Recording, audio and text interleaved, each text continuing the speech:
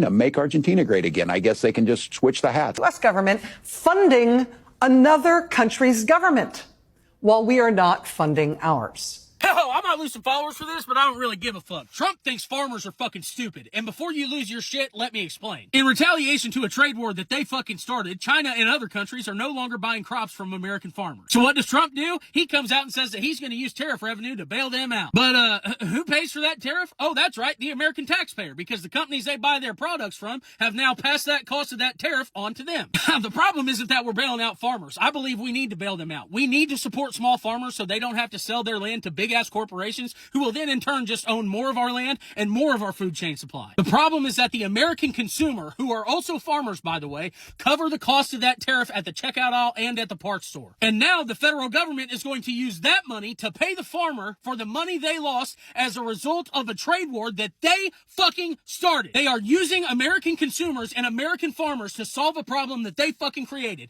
And then they're going to stamp their name on it and say, see, we're for the farmer. No, the fuck you ain't. You're just too stupid, or even worse, you think they're too stupid to know that you're the one who created this fucking problem in the first place. I'm going to show you a perfect example of media malpractice. It's this CNN clip where this soybean farmer is talking about how bad things are right now. Watch. In a difficult farm economy, and then the trade war started, and that's taken things from bad to worse. And now our biggest export customer, China, has not purchased any soybeans from this year's crop. That equates to about 25% of the whole American soybean crop this year. And we desperately need that market, and unfortunately, we're in a standoff right now. And this is why it's frustrating. That farmer never once said who started the trade war that tanked his industry. Not once. And that's not even the worst part. Just look at this damn cryon. Trump considering $10 billion bailout for American farmers. Real damage directly tied to Trump's own decisions is happening, and the media sanitizes it. And they're giving him credit for slapping a bandage on a wound he inflicted. And reporters keep doing these interviews without asking the one question that actually matters. Who did you vote for? Because if that person voted for the guy who started the trade war, bailed out Argentina's farmers, and undercut their ability to turn a profit, don't you think it's relevant to ask if they vote for Trump again? I don't think the media is going to start asking the question anytime soon, but I think it's crucial because if you're complaining about getting burned after voting for fire, but don't directly blame it, chances are you'd vote the same way if given the chance.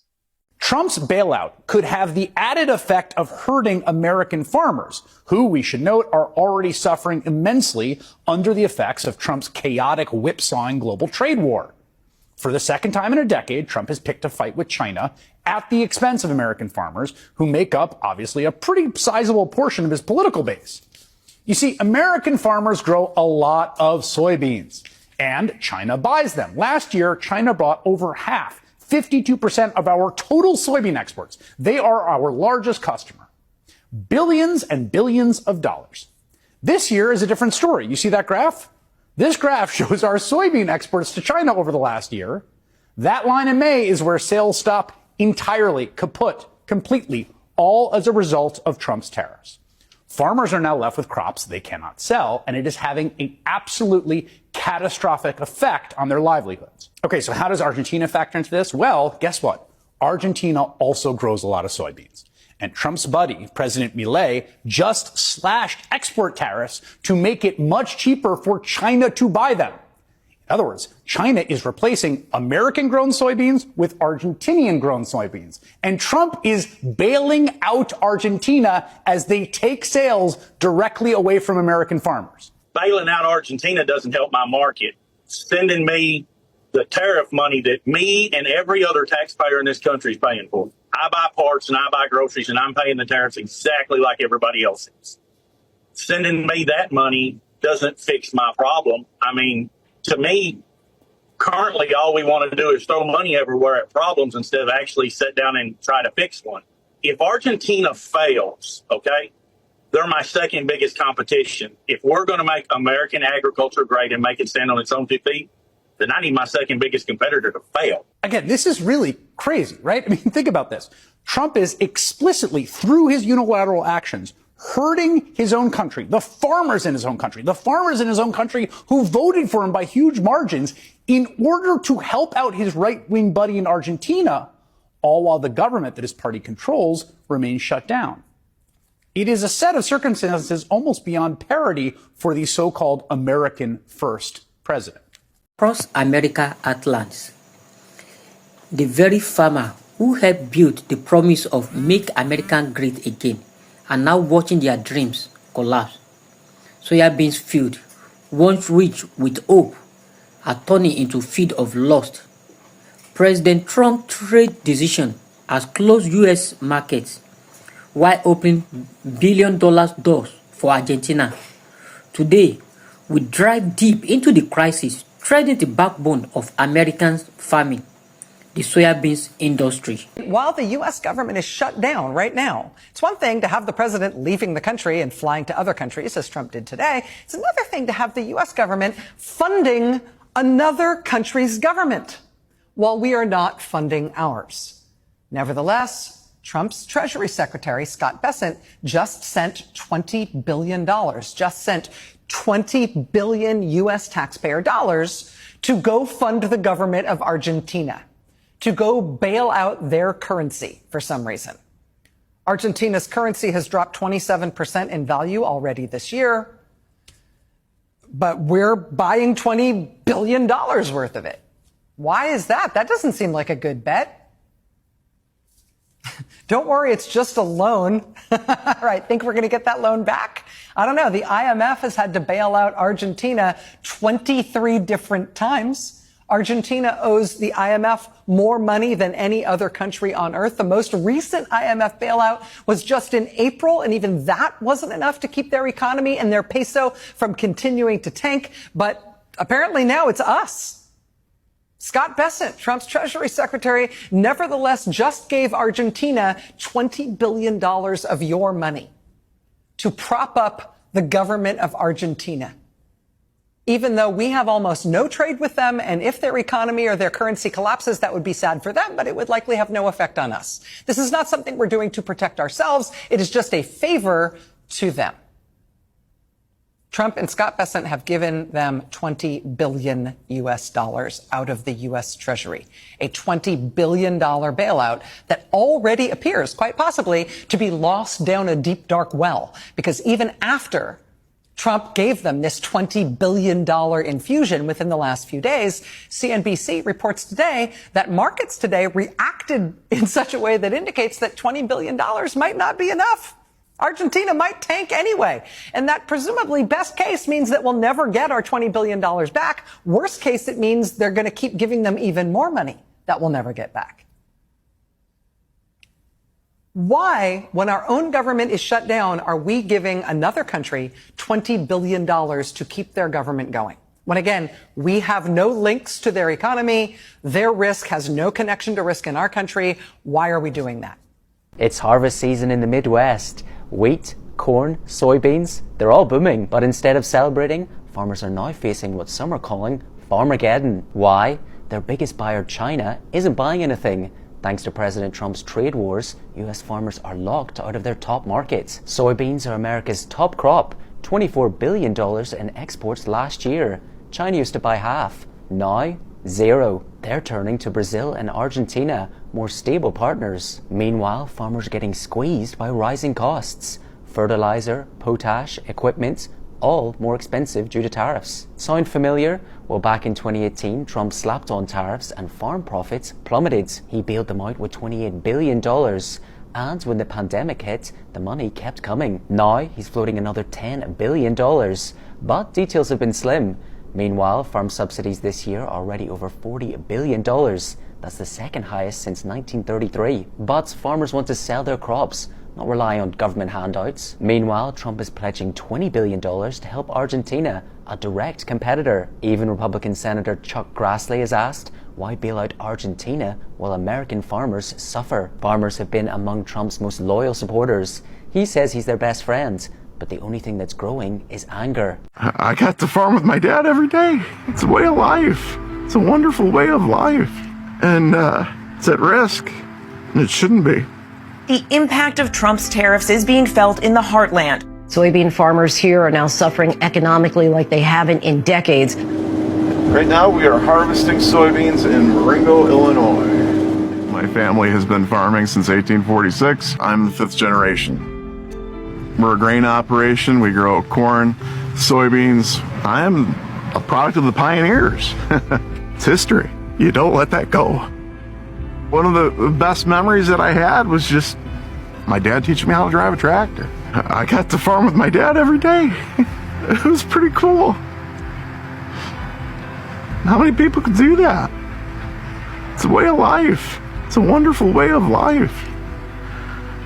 And it's at risk. And it shouldn't be.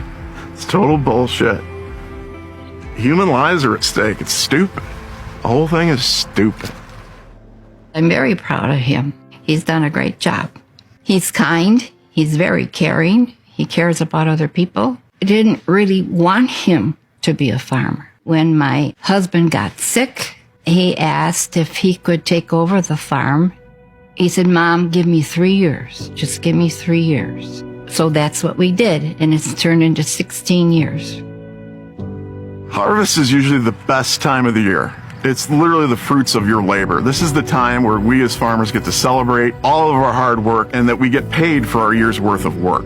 And unfortunately, this one has a real bitter taste to it because the money is being spent right now in Argentina and being given to billionaires. Farming is hard enough as it is, dealing with Mother Nature, but this year especially is very challenging because of the tariffs that have been put upon us. Our cost of production has increased and our markets have dropped dramatically. And this is really putting a major strain on all farmers right now. If anybody who's not a farmer and they say, well, what do I care about what's happening with farmers? What does that matter? Well, in Illinois, 20% of all jobs revolve around agriculture. And when farmers have money, we spend it, and we spend it on really big high-ticket items like combines or tractors, all of whom are made in major Rust Belt areas. And those are really high-paying, good jobs, and that trickles down to the waitresses who get better tips, to our schools because people have more income, the schools get better funded. And right now, we're just in a major holding pattern because we have no income. The American people are hurting right now. The farmers are hurting right now. There is absolutely no reason for this. Our grain prices are down. We have tariffs. We have a bumper crop. We don't have people to sell it to. China hasn't bought one of our beans. We don't have those markets anymore because of the tariffs. I'm looking at the commodity prices, where they're at, which is how I get paid. I'm having a real difficult time trying to give a positive outlook for 2026. When President Obama was in office, we had a wonderful jolt of energy because we had an administration that said, we're going to have advanced biofuels power our country. And then Trump got in there and decided to have his trade wars again and everything else and to roll back all those environmental protections, and the ag economy started to tank. Joe Biden gets in there again. Hey, we're going to have advanced biofuels. We're going to have airline fuel that comes from corn-based ethanol. What happened? Prices went up again, up to an all-time high, right where they were. If Trump gets back in there again, we're going to have a trade war, and boom, prices are tanking again. President Trump is said to be considering a bailout of at least $10 billion for farmers. That may be too little too late. We don't want a bailout. We want a market. Bailouts are Band-Aids. We aren't even made whole off of this. That's money that should be going towards senior citizens. That's money that should be going for the Affordable Care Act. That's money that should just be going to regular tax cuts for normal Americans and not billionaires. What he is doing is destroying our markets. And when those markets disappear, we're not going to get them back. We need to have a new policy. We need to have an ag policy that works for farmers again. And we know what works. We have to be able to make a living doing this. The years that we do the best are when our products are in demand. And our products, overwhelmingly for the history of this country, are in demand when we have a strong export market. And we have to keep those markets alive. We have to do that. And this administration isn't doing that. People came to this country for opportunity. Opportunity equal land. And we're giving that up. And it's wrong.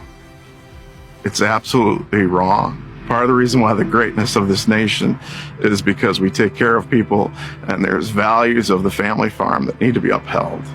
And it's good for America. As this crisis unfolds, one truth becomes impossible to ignore.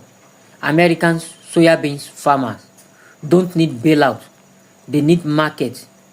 President Trump's $20 billion US package for Argentina might sound like international business, but for thousands of US farmers, it feels like betrayal. These were people who believe in the promise of economic revival. The Maga farmers who stood by him in rally, wore it out, and voted in hope. But instead of open markets, they got closed door. Instead of fair trade, they got foreign aid, not for them, but for their competitor. This decision has flooded global market with cheaper soya beans from Argentina, making it almost impossible for American farmers to compete. Across the states, families who have worked the soil for generations are now facing the toughest season of their lives. Storage are filled, bank accounts are empty, and frustration is growing as Washington calls it temporary setback. But for many, it's become permanent. What this industry needs is not a bailout. It's a fair trade. It's a stable market. It's leadership that values the hands that fuel the nation. America can't claim to be the first while its farmer comes last. The truth is, these farmers are not asking for sympathy. They are asking for a fair chance. They are asking for policies, not politics. For trade, not aid. For solutions, not slogan. This is modern economics. It's about truth, survival, and the American promise. Credit to the stitches of the video that brought this story to light. And now, I want to hear from you, my viewers. What do you think the government should do to help American farmers? And what should the soybean farmers themselves do to stand strong in this crisis? Drop your thoughts in the comments section. Share this video with others who need to hear the truth. And don't forget to subscribe, like, and share. Because on True Verdict, we don't just tell the story, we uncover the truth behind it.